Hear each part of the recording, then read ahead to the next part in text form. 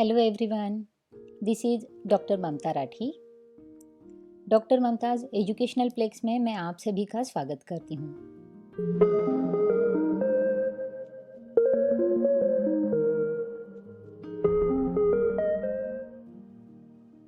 दोस्तों, हम देख रहे हैं कॉरपोरेट अकाउंटिंग की एमसीक्यू सीरीज़। इसके पहले हमने 3 सीरीज़ देखी हुई है जिसमें हमने काफ़ी एमसीक्यूज़ क्वेश्चंस के answers with explanation and logical calculation के साथ निकाले हुए हैं। आज हम 4th सीरीज कॉरपोरेट अकाउंटिंग के एमसीक्यू क्वेश्चंस की देखने जा रहे हैं। अगर आप फर्स्ट 3 सीरीज को देखना चाहते हैं तो डिस्क्रिप्शन बॉक्स में उनकी लिंक दी गई है, उस लिंक पर क्लिक करके आप उन सीरीज को स्टडी कर सकते हैं।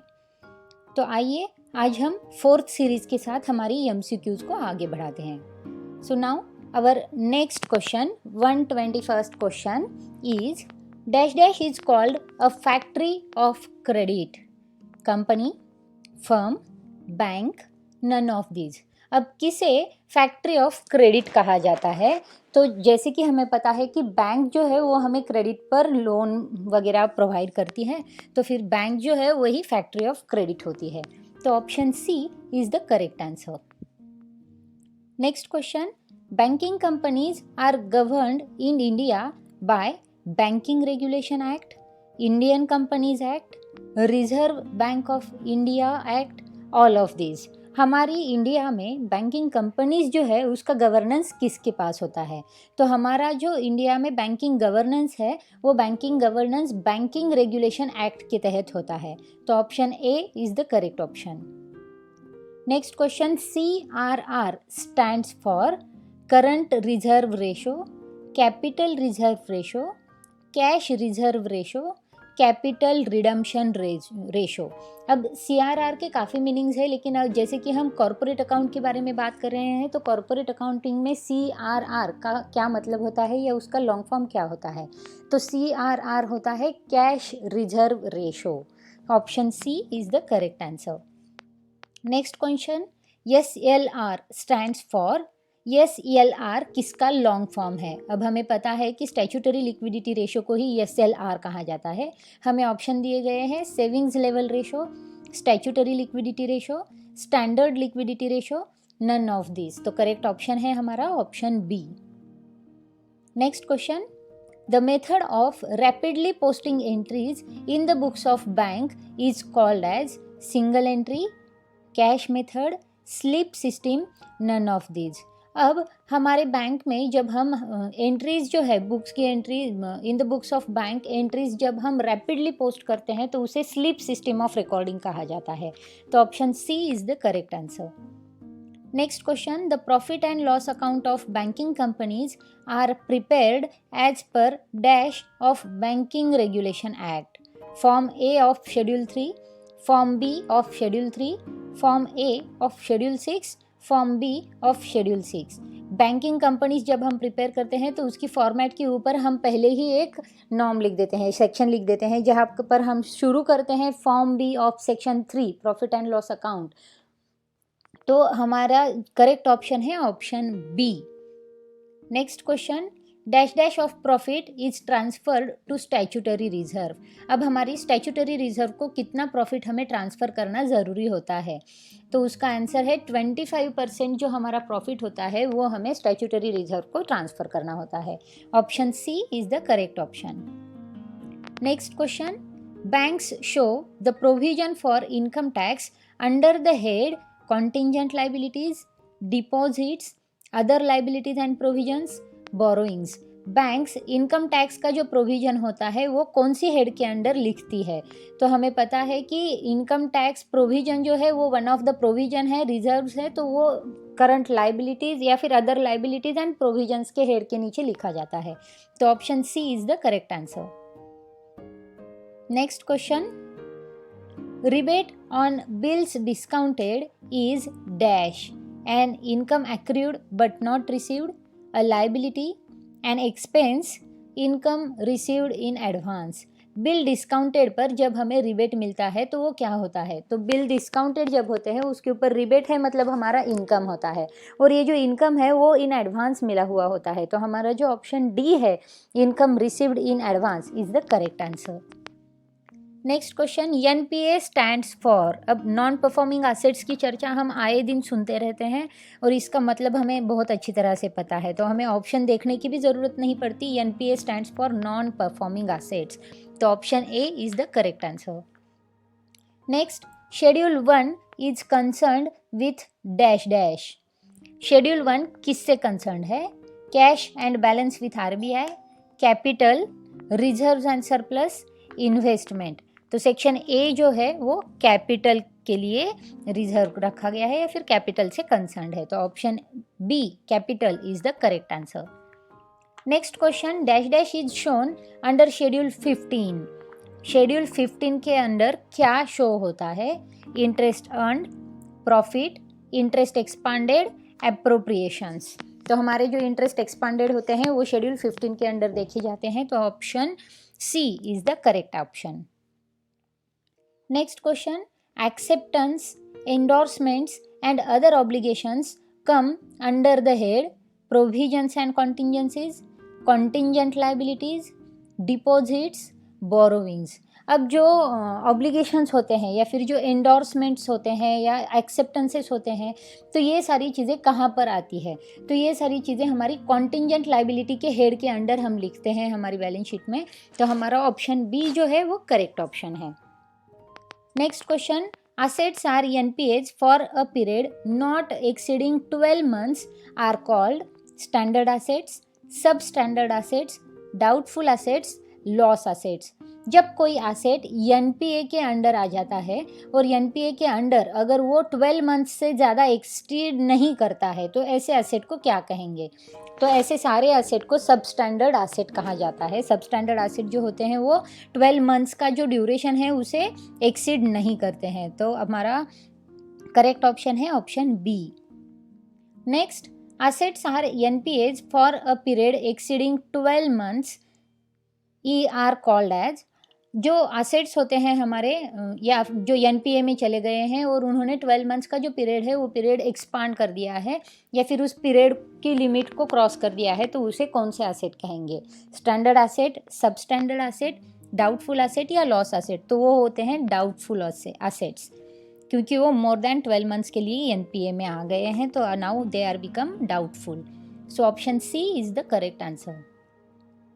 Next, dash dash is a form of agreement between two parties in which one party agrees to make goods for loss of another। अब ये क्या होता है जिसमें एक एग्रीमेंट फॉर्म होता है दो पार्टीज़ के अंदर, जिसमें वन पार्टी एग्री करती है दूसरे पार्टी को गुड्स देने के लिए अगर लॉस होता है दूसरे पार्टी का, तो वो होता है हमारा इंश्योरेंस। इंश्योरेंस में ये होता है कि जैसे कि हम इंश्योरेंस पॉलिसीज़ लेते हैं या क्लेम करते हैं, तो उसमें अगर हमारा लॉस हो जाए तो उसकी भरपाई जो है वो भरपाई देने की जिम्मेवारी वो पार्टी लेती है, तो option B insurance is the correct option.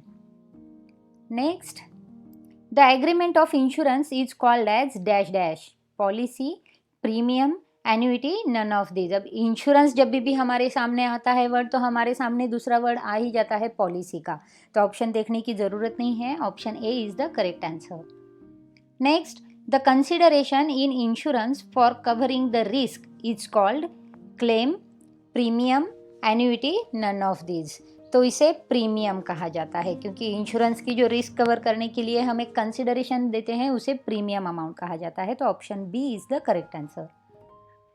Next question, dash dash is the party who undertakes the risk in insurance. Insurance में कौन सी पार्टी है जो रिस्क अंडरटेक करती है? तो इंश्योरेंस में इंश्योरर है, एश्योरर है, अंडरराइटर है, ये सभी जो है वो रिस्क अंडरटेक करते हैं, तो ये सारे ऑप्शंस करेक्ट हैं, तो option D is the correct answer, all of these. Next question, the party whose risk is covered in insurance is known as insurer, insured, underwriter, none of these. अब वो कौन सी पार्टी होती है जिसकी risk insurance में covered होती है? वो होती है इंश्योर्ड पर्सन, जिसने इंश्योरेंस लिया है, जो इंश्योर्ड है उसकी रिस्क जो होती है वो रिस्क कवर होती है इंश्योरेंस में। तो ऑप्शन बी जो है वो करेक्ट आंसर है। Next, in dash dash the insurer agrees to pay a certain sum of money to the policy holder either on his death और a certain age which ever is less. अब वो कौन सा insurance होता है जिसमें insurer agree करता है पॉलिसी होल्डर को कि उसे उसकी डेथ पर या फिर after the completion of certain age उन्हें हम एक अमाउंट, सम ऑफ अमाउंट जो है वो दे देंगे, और जो अमाउंट मतलब जो कम होगा, विच एवर इज लेस, मतलब जो डेथ या सर्टेन एज इसमें से जो कम होगा उसमें हम ये इंश्योरेंस की अमाउंट दे देते हैं। तो fire insurance, marine insurance, burglary insurance, life insurance, तो ये चीज़ें देखनी मिलती हैं हमें लाइफ इंश्योरेंस में, क्योंकि लाइफ इंश्योरेंस में ही आफ्टर डेथ और डेथ के पहले अगर आपकी पॉलिसी मैच्योर हो जाती है तो तब आपको वो सम ऑफ अमाउंट मिल जाती है। तो option D is the correct answer. Next, general insurance includes fire insurance, marine insurance, burglary insurance, all of this. General insurance में क्या क्या इंक्लूडेड है? तो जनरल इंश्योरेंस में ये सारी चीज़ें आती हैं, fire, marine and burglary insurance. So option D, all of this is correct option. Next question, LIC was nationalised in 1956। LIC nationalised हुई थी 1956 में। Option C is the correct answer. Next, insurance business in India is regulated by. Insurance business जो है वो कौन सी agency जो है उसे रेगुलेट करती है? तो वो है IRDA। IRDA के अंदर ही इंश्योरेंस बिजनेस ऑफ इंडिया को रेगुलेटेड किया जाता है। तो option B is the correct answer. Next question, under dash the sum assured is given to the beneficiary only on death of policy holder. वो कौन सा इंश्योरेंस होता है जिसमें जो पॉलिसी की एश्योर्ड सम है वो सम बेनिफिशियरी को, यानी कि जो उसका पॉलिसी का बेनिफिशियरी है उसे पॉलिसी होल्डर के डेथ के बाद ही मिलेगी, तो उस पॉलिसी को क्या कहेंगे? तो वो पॉलिसी होती है होल लाइफ पॉलिसी। हमारी पूरी लाइफ को कवर करने वाली रिस्क उसमें होती है, और after our that policy holders death जो कोई नॉमिनी होगा या फिर जो कोई बेनिफिशियरी होगा उसे वो सारी सम दी जाएगी। तो option A is the correct answer. Next, dash dash is the amount payable to the insured on the happening of event. अब वो कौन सी अमाउंट होती है या फिर उसे क्या कहा जाता है जो अमाउंट हम पे करते हैं इंश्योर्ड को, यानी कि जो जिसने इंश्योरेंस लिया है इंश्योरेंस होल्डर को, उसे पे करते हैं जब वो इवेंट हैपन होते रहता है, मतलब इवेंट इज़ हैपनिंग एंड उसे वो प्राइस और वो जो अमाउंट है वो अमाउंट हम पेड कर देते हैं, तो उसे कहते हैं क्लेम। तो option C is the correct answer. Next, an annual payment which an insurer guarantees to pay for lump sum money received in the beginning is called। अब इंश्योरर एक गारंटी देता है कि वो एक लमसम मनी जो उसे मिली है वो पे कर देगा एनुअली, उसे क्या कहते हैं? और वो एट द बिगिनिंग ही होता है तो उसे कहते हैं एन्युइटी। तो option B is the correct answer. Next, the amount given to the policy holder due to his inability of paying further premium is called. अब पॉलिसी होल्डर को कुछ अमाउंट दी जाती है क्योंकि वो कैपेबल नहीं होता है फर्दर प्रीमियम की अमाउंट्स भरने के लिए, तो उसे क्या कहा जाता है? तो वो होता है सरेंडर वैल्यू, क्योंकि पॉलिसी होल्डर के पास सफिशिएंट अमाउंट नहीं होती है और वो नेक्स्ट जो प्रीमियम के क्लेम्स है वो प्रीमियम नहीं भर सकता है, तो उसे कुछ अमाउंट दी जाती है, तो उसे कहा जाता है surrender value. Option C is the correct answer. Next question, dash dash is an agreement between two insurance companies whereby one transfers a part of risk to other। अब दो इंश्योरेंस कंपनीज में एक एग्रीमेंट होता है जिसमें एक company जो होती है वो दूसरी कंपनी को रिस्क ट्रांसफ़र कर देती है, उसे क्या कहा जाता है? तो वो होता है री इंश्योरेंस। री इंश्योरेंस के नाम से उसे जाना जाएगा। तो option A is the correct answer. Next, valuation balance sheet is prepared by dash business, fire insurance, marine insurance, life insurance, all of this. Valuation balance sheet जो होती है वो कौन से बिजनेसेस में बनाई जाती है? तो लाइफ इंश्योरेंस में वैल्यूएशन बैलेंस शीट बनाई जाती है। Option C is the correct answer. Next, revenue account is also called dash, shareholders account, policy holders account, creditors account, none of this. किस अकाउंट को रेवेन्यू अकाउंट के नाम से भी जाना जाता है? तो पॉलिसी होल्डर जो है वो पॉलिसी होल्डर को रेवेन्यू मिलने वाला है, उसे इनकम होने वाली है, तो उसको ही रेवेन्यू अकाउंट कहा जाता है।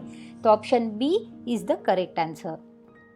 Next, the commission earned by insurance companies from others for giving them business under reinsurance is called commission on reinsurance accepted, agents commission, commission on reinsurance ceded, none of these। अब जो insurance companies commission earn करती है जब वो किसी दूसरे businesses को री इंश्योरेंस के तहत अपनी रिस्क देती है या फिर अपनी पॉलिसीज देती है, तो उसे क्या कहा जाता है? तो वो होता है कमीशन ऑन इंश्योरेंस सीडेड। तो option C is the correct answer. Next question, the commission given by insurance companies to others for receiving business under reinsurance is called commission on reinsurance accepted, agents commission, commission on reinsurance ceded, none of this. अब जो commission दिया जाता है insurance company के तहत या फिर insurance company जो कमीशन देती है दूसरों को फॉर रिसीविंग बिजनेसेस अंडर री इंश्योरेंस, उसे क्या कहा जाता है? तो उसे कहा जाता है commission on reinsurance accepted. तो option A is the correct answer. Next question, profit and loss account of general insurance companies are prepared in the form A PL, form B RA, form B PL, form B BS. अब profit and loss account जो होता है वो general insurance companies का, वो किस form में बनाया जाता है? तो वो बनाया जाता है form B PL, form B PL profit and loss. तो option C is the correct answer. Next question, the principle of subrogation is applicable to dash. अब कौन सी इंश्योरेंस में प्रिंसिपल ऑफ सब्रोगेशन हमें देखने मिलता है? Fire insurance, marine insurance, burglary insurance, all of this. तो प्रिंसिपल ऑफ सब्रोगेशन है वो सारी इंश्योरेंस में हम देखते हैं, तो हमारा ऑप्शन डी जो है वो है हमारा correct option, option D. Next, share allotment account is a dash, personal account, real account, nominal account, impersonal account. अब जैसे कि शेयर्स हम पर्टिकुलर पर्सन्स को अलॉट करते हैं तो शेयर अलॉटमेंट अकाउंट जो है वो भी पर्सनल अकाउंट बन जाता है। तो option A is the correct answer, personal account. Next question, share holders of preference shares will have a right to vote if the dividend remains in arrears for a period not less than 2 years, 3 years, 6 years, none of these. जो preference share holders हैं अगर उनके dividend कितने सालों तक अगर arrears में रहे तो उन्हें जो वोटिंग का राइट है वो वोटिंग का राइट मिलेगा। तो ऑप्शन दिए हुए हैं 2 years, 3 years, 6 years। तो जनरली 2 years अगर एरियर्स रिमेन होते हैं हमारे तो उनको वोटिंग राइट्स दिया जाता है प्रिफरेंस शेयर होल्डर्स को। तो option A is the correct answer. Next question, the minimum share application money is dash. Share application money पर मिनिमम परसेंटेज कितना होना चाहिए? तो हमें पता है कि इसका जो रूल है कि शेयर एप्लीकेशन के टाइम पर हमें at least 5% of face value of share जो होती है वो मंगानी होती है। तो वो फेस वैल्यू जितनी है हमारी शेयर की उसके 5% होना ज़रूरी है। तो ऑप्शन ए में दिया है हमें 5% of face value of shares is the correct answer. Next, premium received on issue of shares is known as or is shown on asset side of balance sheet, liability side of balance sheet, credit side of profit and loss account, debit side of profit and loss account. अब जब हम issue of shares करते हैं और shares अगर premium में issue किए हैं तो जब शेयर प्रीमियम हमारे पास आता है वो हम कहाँ रखते हैं? तो वो हम हमारी बैलेंस शीट में लाइबिलिटी साइड में रिजर्व एंड सरप्लस में रखते हैं। तो option B is the correct answer. Next question, premium on issue of shares can be used for distribution of dividends, writing of capital losses, transferring to general reserve, paying fees to directors. अब जो premium हमें मिला है issue of shares पर, वो हम किस लिए यूज़ करते हैं? तो प्रीमियम यानी कि एक्स्ट्रा अमाउंट हमें मिली है, जो कि हमारी प्रॉफिट अमाउंट भी हम कह सकते हैं। तो उससे हम हमारे जो कैपिटल लॉसेस हो रहे हैं उसे राइट ऑफ करने का काम करते हैं। तो option B is the correct option for this question. So friends, in this way we have completed our 160 multiple choice questions of corporate accounting. मैं उम्मीद करती हूँ कि ये जो सीरीज़ है वो आपके एग्ज़ाम्स के लिए आपको बहुत ही बेनिफिशियल साबित होगी। ये सारी सीरीज़ को आप अच्छे से देखिए, एंड तक इसे सॉल्व कीजिए, और आपके जो स्टूडेंट्स या फिर आपके जो फ्रेंड्स हैं जो ये एग्ज़ाम को फेस करने वाले हैं और उनके पास ये मल्टीपल चॉइस क्वेश्चंस का मटेरियल अवेलेबल नहीं है, उन तक इन सारे वीडियोस को पहुंचाइए, ताकि ज़्यादा से ज़्यादा लोग इन मल्टीपल चॉइस सॉल्व्ड क्वेश्चंस का बेनिफिट ले सकें। फ्रेंड्स, अगर आपने मेरी चैनल को सब्सक्राइब नहीं किया है तो मेरी चैनल को सब्सक्राइब कीजिए और बेल आइकन को प्रेस कीजिए, ताकि मेरी नई वीडियो की नोटिफिकेशन के बारे में आपको पता चले। तो फ्रेंड्स, ये थी हमारी 4th सीरीज़। हमारी लास्ट सीरीज़ कॉर्पोरेट अकाउंटिंग की लेकर आऊँगी मैं बहुत जल्द, उसमें हम फिर मिलेंगे। तब तक के लिए इन सारी सीरीज़ को देखते रहिए, सॉल्व कीजिए और अपने दोस्तों के साथ शेयर कीजिए। Thank you.